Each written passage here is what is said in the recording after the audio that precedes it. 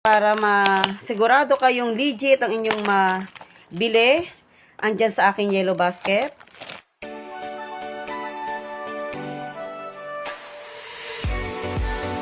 Ang daming nagtatanong kung ano daw ba ang legit na cream ng Yonan para sa ating may melasma, pekas, at mga dark spots sa ating mukha.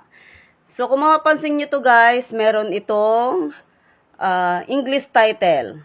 So ayan, pag may English title, yan yung legit na cream. And then meron siyang yung makintab na sealed. And then meron siyang QR code na assign. So ngayon, bubuksan natin siya mga palalabs.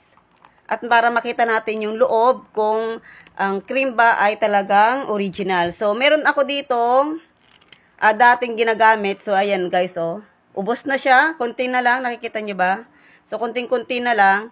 Pero ipapakita ko sa inyo para mas makita ninyo at malaman nyo kung legit ba talaga itong Yonan na cream na hawak ko. So guys, dalawa itong binili ko.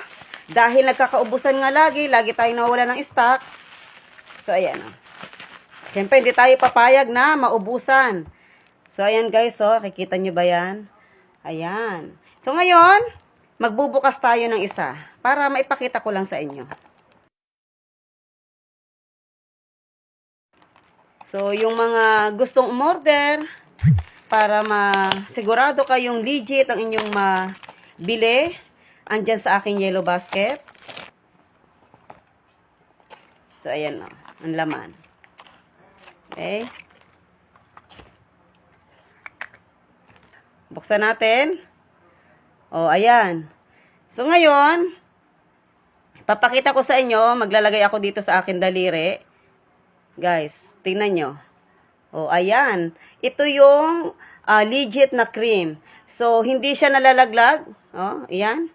Kung ito ay yung matubig at yan ay madaling malaglag, so yan yung fake na Yonan cream.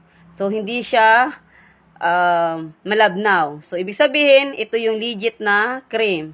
So ngayon, at gabi na rin naman, maglalagay na tayo sa ating mukha. Okay, lagi ko nga sa inyo sinasabi guys, ang problema ko dito sa aking mukha, yung hindi siya pantay na kulay. So, dito nagmumula yung aking brown na kulay. Ayan guys, so napapansin nyo ba? So, dito ako mas nagpo-focus maglagay. Yan. Ganyan lang natin. Ikalat lang natin guys. Ayan o, nakikita nyo ba yan? Yung brown-brown na yan o. So, yan yung aking lalagyan ng marami.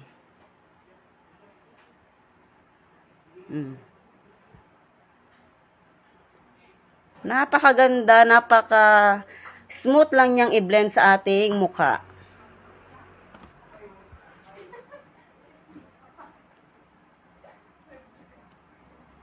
At kung kayo ay meron diyang mga tagihawat na pinag-iwanan, yung nangingitim-ngitim na tagihawat, yung ating peklat ng tagihawat, makakatulong sa inyo ito mga palalabs.